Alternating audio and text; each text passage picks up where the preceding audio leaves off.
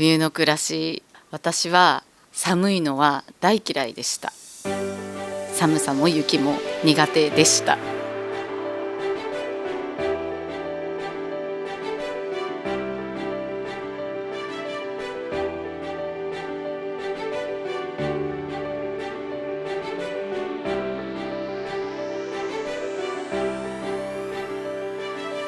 今は雪も大好き、冬も大好き。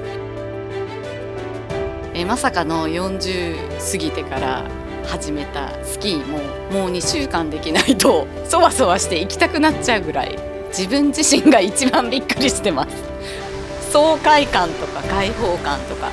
なんかちっちゃいこともうどうにでもいいやって思えちゃう心のモヤモヤが全部雪の中に溶けていくような。東京にいる時運動をする機会ってほとんどなくって、もっと早く知りたかったなって。たくさん降った次の日はもう目をキラキラさせて早く行こう早く行こうみたいな、本当に心から楽しんでる。彼がスキーを好きだったっていうことが移住してきてから初めて知って、もう毎朝スキーに行っている彼を見て本当好きなんだと思ったら、1級の免許とか取って今インストラクターまでし始めて、もう本当に雪とスキーとともに生きていきたいっていう、家族で遊んでるみたいな、それがたまらなく楽しい。染み渡りとかもね、こっちに来ない限りは経験したことがないから、朝起きてまっさらな雪の上にたくさんの動物の足跡とか見ると、夜の間に起こった物語を想像したりとか、あ、生きてるっていう感じがして生かされてる。ここに住んでからオールシーズンびっくりしてますけど、やっぱり冬になる前、みんながその冬野菜、大根とか白菜とかネギとかキャベツとかを玄関にいつも置いてってくれる。うわー美味しそうって思うと、今日何作ろうっていう、もうワクワク。鍋にしようか味噌汁にしようか、なんかワクワクが止まらない。あんな立派なお野菜見ちゃうと。こっちに移住してきてからは家で飲むことが多くなったから、夫婦の時間が増えたっていうのはすっごい良かったなって思ってます。今超ハマってるのは、近所の人からもらうジビエ、鹿とかイノシシの肉にめっちゃハマっちゃって、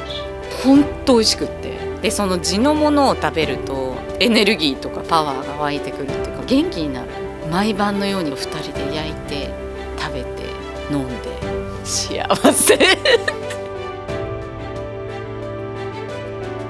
いつも感動するのは先人の知恵っていうか、雪国ならではの保存食、漬物とか、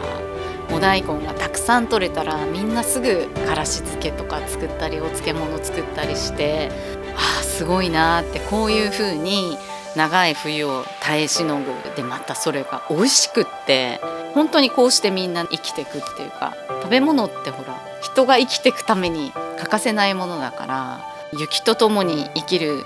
地域の人たちの知恵にいつもすっごい感動してます。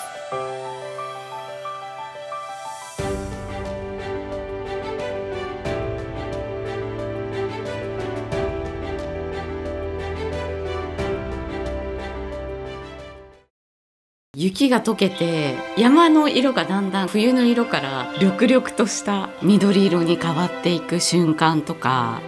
雪の下から生えてくるフキノトウが見えた時には、春が来たなーって、春とその次の夏を思い起こしてワクワクする。もう山菜って本当に東京に住んでる時はめちゃめちゃ高級品、1ヶ月もないぐらいしかスーパーの間で見られず、ところがこっちに来てから春になるとまたまたご近所の人がたくさん山菜を持ってきてくれたり、近年は取りに行くようになって、私は山に入る感のワクワクとか宝探しみたいな感覚。まず自分たちで取ってきた山菜を食べるなんて経験したことがないし、それを経験できる環境っていうものがそもそもなかったので、感動が大きいというか、愛着が湧くっていうかね。子どもたちは面白がって取っていたけれども、さらにこれが食べれるんだっていうのは一緒に調理をしてもらって分かってもらったりして、新たな喜びを感じている感じですかね。家族全員みんなこっちに来て初めて知ったこごみが本当に一番食べやすいなとは思うんですけど、私はこし油の天ぷらとか、あと木の芽うどん大体大好きなんで、姫竹家族の反応はやっぱりこの時期にしか食べられないから春の幸せだねっていう、この環境でしか経験できないものなんだなって感謝でしかないですね。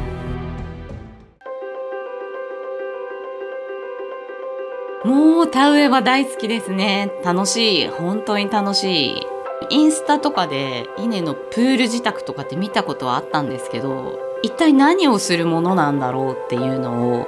初めて知って、まずはここで稲をその田植えができる状態にきちんと育てる、立派なお米になるっていうのも想像つかなかったし、もう稲の段階できちんとちゃんと施されて考えていて、本当に作り手の性格とか思いっていうのがもう全て味に現れる。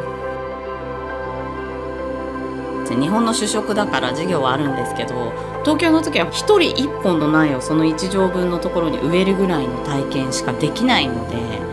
田んぼに入って裸足でズブズブ足が入っていく感覚とか、いろんな生き物がいるとかね、ヒルがいるとかっていうのは分かり得なかった経験ですね。でこの広大な田んぼで土に触れながら、美味しい空気を吸いながら、汗を流しながら子供にこの体験や経験をさせてあげられるっていうのは、子供にとってはすごい財産になりますよね。カエルでかかった。逆に見たことないから興奮する。うわ、こんなでっかいカエルがいるんだみたいな。カエルの鳴き声ってみんな夜うるさくないですかとか、眠れないほどすごいよねとかって、季節感をねしっかり感じられるって、私たちにとっては逆にいい子守歌っていうか、この自然の厳しさとかいろんな人の手がかかって、改めて自分たちがいただきますっていう言葉を発する時の重みっていうのがものすごく変わりましたね。もうお米が美味しいんでしょうね。息子はもう 3,4 杯軽くおかわりをするようになって、ご飯ばっかり食べるようになりました。新潟といえば、南魚沼といえばやっぱりおにぎりですよね。いろいろなものの間に食べるものがおにぎりっていうのが、東京の時って軽食っていうイメージではなくて、もう今ではおにぎりはなんか生活に欠かせない軽食アイテムになりました。春あっという間ですね。でも来年の春がまた待ち遠しいなっていう、ものすごいスペシャルな特別感